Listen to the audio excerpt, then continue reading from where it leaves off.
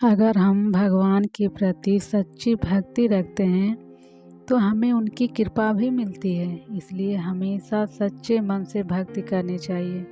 यह बहुत समय पहले शुरू हुआ था। उसे अपनी भक्ति पर पूरा विश्वास था।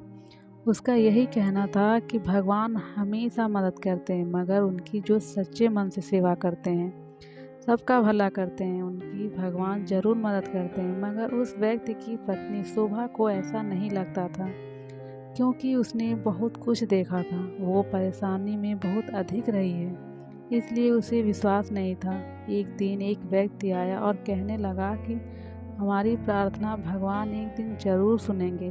मगर शोभा को ऐसा नहीं लगता है, क्योंकि उसका कहना था कि अगर ऐसा होता तो हमें सब कुछ मिल जाता, मगर ऐसा नहीं है।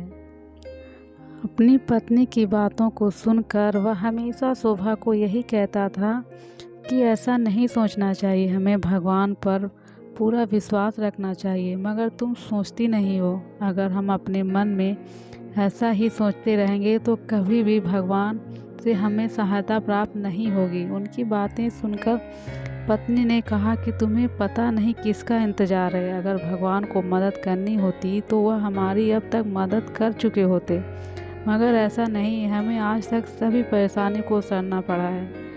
यह कोई कम परेशानी नहीं है। भगवान मुझ पर तो खुश नहीं, लेकिन तुम तो भगवान के भक्त हो। तुम्हें भगवान की कृपा क्यों नहीं मिल रही है? तुम्हें परेशानी क्यों उठानी पड़ रही है?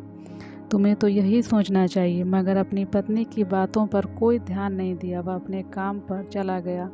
वह मंदिर के पास ही काम करता था। उसका काम मंदिर की सफाई करना आदि था। वह परेशानी से बहुत दुखी था, मगर कुछ नहीं कर सकता था। वह हमेशा सोचा करता कि भगवान पता नहीं कैसे दिखते होंगे। वह यही चाहता था कि भगवान उसके साथ भोजन करें, मगर ऐसा होना संभव नहीं था। लेकिन उसे ऐसा लगता था कि अगर भगवान उससे खुश हो गए तो ऐसा हो सकता है। वह मंदिर के बाहर सफाई कर रहा था। उसने देखा एक बूढ़ा आदमी मंदिर की सीढ़ियों पर बैठा है। उसको वहाँ बैठा देख वह आदमी उसके पास आया और पूछा कि आप बहुत परेशान दिखाई दे रहे हो। वह आदमी बोला कि मैंने 2 दिन से कुछ नहीं खाया, मुझे बहुत ज़्यादा कमजोरी आ गई है, इसलिए थक गया हूँ। वह आदमी कहने लगा कि ऐसा क्यों हुआ था? वह बूढ़ा आदमी कहने लगा कि मैं सबकी सेवा करके ही कुछ पैसे कमा लेता हूँ, लेकिन मेरी तबीयत ठीक नहीं थी, इसलिए मुझे कोई भी काम नहीं मिला, जिसके कारण मैं बहुत दुखी हूँ। आदमी को बहुत बुरा लग रहा था कि मंदिर के पास ही भूखा बैठा है। वह कहने लगा कि आप मेरे साथ चलिए, मैं आपके लिए कुछ खाने का प्रबंध करता हूँ। वह बूढ़े को अपने साथ ले गया। घर पहुँचा और अपनी पत्नी को कहा कि खाना तैयार कर लेना, आज हम 2 लोग खाना खाने आए हैं। पत्नी ने कुछ नहीं कहा और खाना तैयार करने लग गई। कुछ देर बाद ही खाना बन गया। वह आदमी उस बूढ़े आदमी के लिए खाना ले आया। उसके बाद दोनों ने खाना खाया और वह बूढ़ा आदमी कहने लगा कि आज दुनिया में कोई भी ऐसा नहीं करता, सभी अपने बारे में सोचते हैं, मगर आज आपने मुझे खाना खिलाया है, तुम बहुत अच्छे आदमी हो। वह कहने लगा कि ऐसा नहीं है, आप भूखे थे, मैंने खाना खिलाया, इसमें कोई बड़ी बात नहीं है। अगर मैं भूखा होता तो क्या आप मुझे खाना नहीं खिलाते?